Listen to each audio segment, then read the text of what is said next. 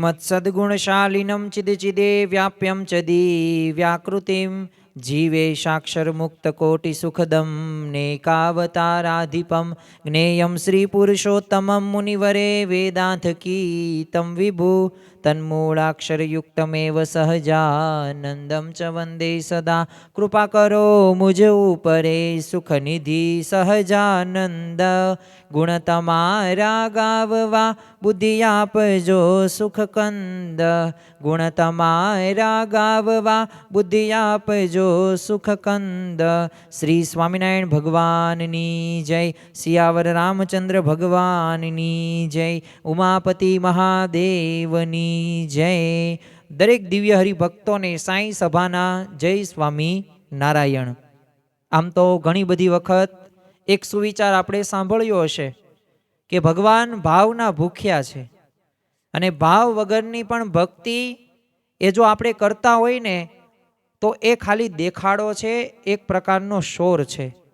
पण आजनी आपणी आ साई सभानी अंदर प्रथम दिवसनी अंदर जे आपणे सारंगपुરના एवा हाजा भरवाडना एवा जीवन प्रसंगो सांभळवाना छे અને જે પ્રસંગો સાંભળીને આપણા જીવનની અંદર એક ભાવથી આપણે ભાવાન્વિત થશું। સ્વાભાવિક રીતે ઘણી બધી વખત આપણે મંદિરે જતા હોય, પ્રદક્ષિણા કે દંડવટ કે પછી નિત્ય પૂજા પણ કરતા હોય, પણ જો ભાવ ન હોય ને તો ભાવ વગરના ભક્તો એ દસ્યુ ફેંકતા જાય એ ભગવાન છે ને મૂંઝાય છે। એ ભગવાન ભલે બોલતા નથી પણ જો અંતર દ્રષ્ટિ આપણે કરીએ ને ત્યારે આપણને ખ્યાલ આવે કે ખરેખર એ ભગવાનને ગમતી વાત નથી। આપણે કોઈક વ્યક્તિ સાથે પણ જો કામ કરવાનું થાય ને તો જો એ ભાવથી અને શુદ્ધ વિચારથી આપણી સાથે જોડાય નહીં તો આપણને ગમતી વાત નથી અને આપણને વ્યક્તિ એ ગમતો નથી। તો વિચાર કરો કે જે આપણે ભગવાન અને સંતની જે ભક્તિ કરીએ છીએ, સેવા કરીએ છીએ અને જે આપણે જોડાણ કર્યું છે તો જો એમાં કંઈક ખામી આવે ને તો એમાં ભગવાનનો રાજીપો આપણે પ્રાપ્ત કરી શકતા નથી। અને ખરેખર ભગવાનની ભાવના ભૂખ્યા જ છે, કારણ કે ભગવાનને દ્રવ્ય નથી જોતવું, ભાવ જોતવું છે। તમે ભલે એ થાળ ધરાવો અને થાળની અંદર એ રોટલી હોય, એક જાતનું શાક હોય અને છાશ હોય અને મરચું હોય તળેલું, એ કઈ 32 ભાતના પકવાનો ભગવાન નથી માગતા, પણ કેવા ભાવથી તમે ભગવાનને થાળ ધરાવો છો ને કેવી ભક્તિ કરો છો ને તો એ પાછું ભગવાન અવશ્ય જાણે છે। તો આજની આ સાંઈ સભાની અંદર આપણે આ સારંગપુરના હાજા ભરવાડના પ્રસંગો સાંભળીશું અને ખાલી 3 થી 4 પ્રસંગો છે પણ આપણને એક અંતરદ્રષ્ટિ કરાવશે। અને આજની આ સભાની અંદર આપણે બેઠેલા સૌ કોઈ હરિભક્તો એક સંકલ્પ સાથે એ ઊભું થવાનું છે। જો ઘણી બધી વખત આ પ્રવચનો આપણે સાંભળીએ છીએ, આવા ભક્તોના એ પ્રસંગો સાંભળીએ છીએ, પણ વાસ્તવમાં એ જ્યારે આપણે ઘરે જઈએ ને ત્યારે આપણે બધું ભૂલી જઈએ છીએ। આ વાત કેવી થઈ કે જ્યારે આપણે કોઈક સગા સંબંધીનું કોઈક મૃત્યુ થયું અને આપણે એમને નનામી લઈને તેમની સાથે ત્યાં ગયા અને મુક્તિધામની અંદર એ ઘડીક આપણે રો કકળાટ કર્યો, સભાની અંદર પણ પ્રાર્થના સભામાં બેઠા અને પછી તો ઊભા થયા ને એટલે પછી સાંખ્ય વિચાર ક્યાં ગયો કોઈને ખબર ન પડે, બધું ખંખેરીને આપણે ત્યાં મૂકીને આપણે આવતા રહીએ છીએ। એક કાને સાંભળીએ અને બીજા કાને આપણે જવા દઈએ છીએ। પણ આજે આપણે એ સંકલ્પ સાથે આગળ વધીશું કે આપણે જે પણ સાંભળીએ, જે પણ પ્રસંગોનું આપણે આચમન કરીએ ને એ આપણે એ પ્રમાણે અનુકરણ કરીએ, આપણા જીવનમાં એ ચરિતાર્થ થાય। આમ તો આ હાજા ભરવાડ એ સારંગપુર ગામની અંદર રહેતો હતો। આમ તો આ હાજા ભરવાડને છે ને શ્રીજી મહારાજનો સત્સંગ એ સંવંત છે ને 1865ની અંદર થયેલો।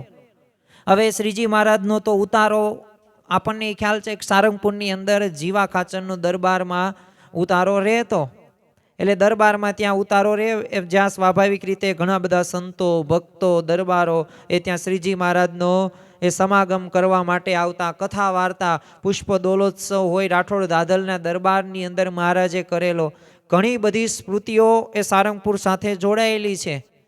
અને જે અત્યારે મંદિર આપણને જોવા મળે છે પ્રમુખ સ્વામી મહારાજ સ્મૃતિ મંદિર સામે, તો એ મંદિર પણ એ શ્રીજી મહારાજે ખાલી રોજો ઘોડો ફેરવ્યો અને ત્યારે એમને કહ્યું કે અહીં ભવિષ્યમાં મંદિર થશે, અને શાસ્ત્રીજી મહારાજે સારંગપુરનું મંદિર એ બનાવ્યું પણ ખરું. હવે આ સંવત 1865માં સત્સંગ થયો અને એ વખતે આમ તો 10-12 છે ને એ ભરવાડોનો એ પોતે શ્રીજી મહારાજના દર્શને આવી મહિલાઓ બધી, એટલે આમ ખોળો પાથરીને તો શ્રીજી મહારાજના એ પછી દુખડા લીધા. એટલે આ જોયું ને શ્રીજી મહારાજે, એટલે ઘણા બધા એમની આ પ્રેમ લક્ષણા ભક્તિ જોઈને છે ને પ્રસન્ન થઈ ગયા. એટલે આમ તો આ મહિલાઓએ શામ શરીર ઉપર ઊનના વસ્ત્રો પહેર્યા હતા, એમાંય રૂપાના ઘરેણા આમ બારોબાર શરીર ઉપર શોભતા હતા. એટલે શ્રીજી મહારાજે છે ને એમને જોઈને મનમાં થોડોક વિચાર કર્યો કે આ બધી છે ને આ જે મહિલાઓ છે ને દર્શને તો આવી છે, પણ આમની ભક્તિ કેવી છે ને એ આજે જોવી છે. જો ભગવાન ઘણી બધી વખત એ આપણી પરીક્ષા લેતા હોય, પણ આ પરીક્ષાની અંદર જે ખરો ભક્ત હોય ને એ પોતે એ પાસ થઈ જાય છે. અને જો ભગવાનને દ્રવ્ય નહીં ભાવ જોઈએ છે, એટલે એ ભાવ જોવા માટે એ શ્રીજી મહારાજે તો ટેસ્ટિંગ શરૂ કર્યું. અને વિચાર શું કર્યો મહારાજે, જો તમે બધાય છે ને આ રૂપાના શણગાર પહેરીને આવ્યા છો અને એ અમને તમે ઉતારીને આપી દો, અને અમારે જો અહીંયા યજ્ઞ કરાવો છે ને એટલે તમારા ઘરેણા છે ને કામમાં આવી જશે. મહારાજે તો આ બધી મહિલા જે ભક્તો હતા ગુણભાવી હતા, એટલે એમને આ ઘરેણા બધી તે લેવાઈને વાતો કરી. હવે સ્વાભાવિક રીતે છે ને આપણને જ્યારે આવું ભગવાન કે સંત માગે ને ત્યારે આપણું મન તો વિચાર કરે જ તે કે આ બધી આટલી બધી કિંમતના ઘરેણા છે અને જો હું આપીશ તો ઘરે ખાઈશ શું? હજે 2 વર્ષ પછી મારા દીકરાને પરણાવવાનો છે, ધંધામાં બહુ સારું નથી. તો જો ભગવાન અને સંત જ્યારે માગે ને ત્યારે આવા વિચારો આવે. પણ જો ભગવાનને દ્રવ્ય નહીં ભાવ જોઈએ છે, ભગવાનને એ ફૂલ કે ફળ કે ભોગ નથી જોઈતો, એ ભાવપૂર્વક અર્પણ કરેલું છે ને તમારો હૃદય એ જોઈએ છે. શ્રીમદ ભગવદ્ ગીતાની અંદર 9મા અધ્યાયની અંદર 26મા શ્લોકની અંદર શ્રી કૃષ્ણ ભગવાન અર્જુનને કહે છે કે પત્રમ પુષ્પમ ફલમ તોયમ યો મે ભક્તા પ્રયશ્યતિ.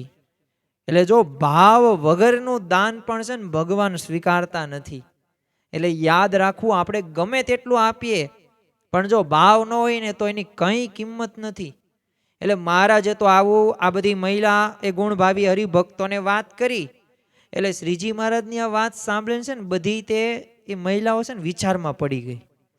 પણ હાજા ભરવાડની સ્ત્રીએ તો છે ને ડોકમાન પગનાન કાનનાન હાથનાન જેટલા ઘરેણા એને પહેર્યા હતા ને બધાય ઘરેણા એને શ્રીજી મહારાજના ચરણની અંદર મૂકી દીધા. અને શ્રીજી મહારાજે આ જોયું અને કીધું કે આ ઘરેણા ઉતારીને આપ્યા પણ હાજો વટશે તો નહીં પાછો. ત્યારે એ બાઈ હસીને મહારાજને વાત કરી, મહારાજ એ તો તમારો ભગત છે, ઉલટો રાજી થશે. તે શ્રીજી મહારાજે એને પૂછ્યું તને આવો બધો ઉપદેશ કોણે આપ્યો બધું આપી દેવું? તે ત્યારે બાઈએ કીધું મહારાજ એવું બધું છે ને અમે સમજીએ નહીં, અમારે મન તો તમે ભગવાન એટલે બધું તમારું જ કહેવાય, અને તમારું આપેલું અમે ભોગવીએ છીએ, પણ તમે માગો ત્યારે આપી દેવું પડે ને, એટલે બીજી બધી વાતો અમને કાંઈ એ ખબર પડે નહીં. જો આવી ભક્તિ હોય ને જ્યારે ભક્તના જીવનની અંદર ત્યારે ખરેખર ભગવાન રાજી થાય છે. ઇતિહાસમાં ઘણા બધા એવા દ્રષ્ટાંતો છે કે જે દ્રષ્ટાંતો આપણને શીખવે. જો આ સાંઈ સભાનો મુખ્ય ઉદ્દેશ એ જ છે કે આપણા જીવનની અંદર આ ભક્તોના જીવનમાંથી આપણે શું શીખી શકીએ, અને ઇતિહાસના દ્રષ્ટાંતો પણ આપણને એક સાચો રસ્તો શીખવે છે. તમે જો શબરી માતા, હવે શબરીનું નામ આવે, એક ત્રુંડી આમ ઝૂંપડીની અંદર આશ્રમની અંદર રહેતી એ શબરી, પણ જો ભગવાન ત્યાં કાંઈ પણ પ્રકારનું વૈભવ નહોતો, અરે રાજા કે રજવાડું પણ નહોતું, 32 ભાતના પકવાનો પણ પોતે જમતા નહોતા, પણ જો ફક્ત એક જ વસ્તુ હતી જે હતો અતિ શુદ્ધ ભાવ. એ ભગવાન એ શ્રીરામે ત્યાં ઝૂંપડીમાં આવવું પડ્યું, એઠા બોર પણ જમવા પડ્યા, પણ જો ભાવ હતો ને તો ભક્તિ કેવી થઈ. દરરોજ સવારે એ બ્રાહ્મ્ય મુહૂર્તમાં જાગી જાય, આખો આશ્રમ માતંગ ઋષિએ કીધું ભગવાન આવશે જ તે અહીંયા, મારું વચન છે, હું તને વરદાન આપું છું. જો ગુરુના વચનમાં વિશ્વાસ હતો ને એટલે એ પ્રમાણે શ્રદ્ધાથી પોતે દરરોજ એ આશ્રમ એ સરસ મજાનો શણગારી દે, એ ફૂલો બધાય નવા નવા ચૂંટે કે ભગવાન આવશે આવશે આવશે. અને જો ભગવાનને પણ આવવું પડ્યું, ભલે વૃદ્ધાવસ્થા થઈ ગઈ, પણ જો ભગવાન રામ લક્ષ્મણ આવ્યા કે ન આવ્યા, તો જો ભાવ ભગવાન જોવે છે. એ શબરીનું ભોજન એ મોઢાથી ચાખેલું પણ ભાવથી ભરેલું હતું. એટલે ભગવાન છે ને જો સ્વચ્છતા નથી જોતા, એ આપણો ભાવ જોવે છે. એટલે આવો ભાવ સાથે જો જીવન જીવવામાં આવે ને તો ખરેખર ભગવાન અને સંતનો અતિશય એ રાજીપો પ્રાપ્ત કરી શકીએ છીએ. અને જો શ્રીજી મહારાજે પણ આ જે હાજા ભરવાડની જે ધર્મ પત્ની આ સમર્પણ જેથી ભક્તિ કરીને એનાથી ભગવાન રાજી થયા અને આશીર્વાદ પણ આપ્યા. અને એટલામાં તે હાજો ભરવાડ ત્યાં આવ્યો અને એને આ બધું જોયું. એટલે શ્રીજી મહારાજે છે ને એને કીધું કે આ તમારા ઘરના ભારે ભગત છે, આ બધા ઘરેણા એમ અમને આપી દીધા. તો હાજાએ શું કીધું, મહારાજ તમારા હતા ને તમને આપ્યા, તો એમાં એણે શું નવાઈ કરી. અને શ્રીજી મહારાજે એની સામે આમ પ્રેમ ભરી દ્રષ્ટિ એવી ફેંકીને પછી વાત કરી કે હાજા અમારે તો તમારી છે ને ભક્તિનું માપ કાઢવું હતું, હવે આ ઘરેણા પાછા લઈ જાઓ. હા સાંભળીને તો હાજા ભરવાડને આંચકો લાગ્યો. એણે કીધું મહારાજ આપને આપેલી વસ્તુ પાછી ન લેવાય. તો શ્રીજી મહારાજ કે હાજા આ તો પ્રસાદીના થયા કહેવાય, એટલે અમારી આજ્ઞા છે તમે પાછા લઈ લો. પછી હાજા ભક્તએ તો મને એ ઘરેણા પાછા લીધા, પણ એની કઈ ઈચ્છા નહોતી ઘરેણા પાછા લેવા, એ તો મહારાજને અર્પણ કરી દીધા એટલે પૂરું થઈ ગયું. તો જો ભાવ હોય ને તો અણમોલ વસ્તુ પણ મહાન બને છે. એ પાન ને તુલસી ને પાણી ભલે સામાન્ય વસ્તુ હોય, પરંતુ જો ભાવથી અર્પણ થાય ને તો ભગવાન સ્વીકારે છે. એ ભાવ વગરની પૂજા રહી ને એ માત્ર આપણો એક દેખાડો જ છે. કારણ કે મોટા મોટા આપણે ભોગ ધરાવીએ, મોટા આપણે યજ્ઞ કરે, જો કરાવવું જોઈએ, એ લક્ષ્મીની શુદ્ધિ માટે જરૂરી છે, પણ અંદર છે ને અહંકાર હોય ને તો ભગવાન પાછા દૂર રહે છે. એટલે ભગવાન ત્યાંની ભાવ જોઈને જ પ્રસન્ન થાય છે અને ભાવથી જ આપણે કામ કરવું જોઈએ. અને એ જ આપણી સાધના રહીને એ સર્વોચ્ચ સાધના ગણી શકાય. અને ભાવ શુદ્ધ હશે ને તો જ ભગવાન નજીક આવશે. કારણ કે ભાવમાં તે જો આપણા નમ્રતા હોવી પડે, દાસ ભાવ હોવો પડે, પ્રેમ હોવો પડે, વિશ્વાસ હોવો પડે, એક સમર્પણ કરવાની એક તૈયારી હોવી જોઈએ. અને એવા ઘણા બધા દ્રષ્ટાંતો છે. હાજા ભરવાડે ને જીવા બાપુના છે ને પરિવાર સાથે આમ સત્સંગીનો નાતો બંધાઈ ગયો હતો. એટલે જીવા બાપાનું કામ હોય ને તરત દોડી દોડીને કરે. સંવંત 1868ની અંદર છે ને શ્રીજી મહારાજ સારંગપુરની અંદર પધાર્યા, એટલે જીવા ખાચર તો હાજર નહોતા. તો ઓરડામાં છે ને જીવા ખાચરના પત્ની બેઠા હતા. એટલે શ્રીજી મહારાજે એમને સાહજિક પૂછ્યું, બાપુ હજુ આવ્યા નથી, અમે તો સાથે જ નીકળ્યા હતા. એટલે શ્રીજી મહારાજ એકલા આવીને જોયે ને એટલે આશ્ચર્ય થયું અને માથે પાછો છેડોય જરો આઘો કરીને એટલે શ્રીજી મહારાજે તરત ઢોલિયા ઢાળી દીધો અને પછી તો રેશમી ધડકી પાથરી દીધી. બધી આંકતા સ્વાગતા તો આ જીવા ખાચરના ધર્મપત્નીએ કરી. પણ પછી કીધું કે મહારાજ એ કદાચ છે ને બોટાદ રોકાણા હશે. અને ત્યાં જે એમ કીધું ને ત્યાં હાજા ભરવાડને બોલાવ્યો અને હાજો તો દોડતો દોડતો આવ્યો. એટલે એણે કીધું બાપુ આ બોટાદમાં રોકાય છે, તું જટ જા અને બાપુને છે ને ખબર આપ કે મહારાજ પધાર્યા છે. અને જ્યાં આ હાજા ભરવાડે પોતે સાંભળ્યું ને તરત તે હાથમાં કંડિયારી એ ડાંગ લઈને દોડતો દોડતો નીકળ્યો અને બોટાદથી જીવા ખાચરને તેડીને એ પાછો આવી ગયો. તો જો દરેક આજ્ઞાનું એ અક્ષરશ પાલન એ આ હાજા ભરવાડ એ પોતે કરતો હતો. તો આપણા જીવનની અંદર પણ ઘણી બધી વખત એ આપણે આજ્ઞાનું પાલન જ્યારે થાય છે ને ત્યારે ભગવાન અને સંતનો રાજીપો આપણે પ્રાપ્ત કરી શકીએ છીએ.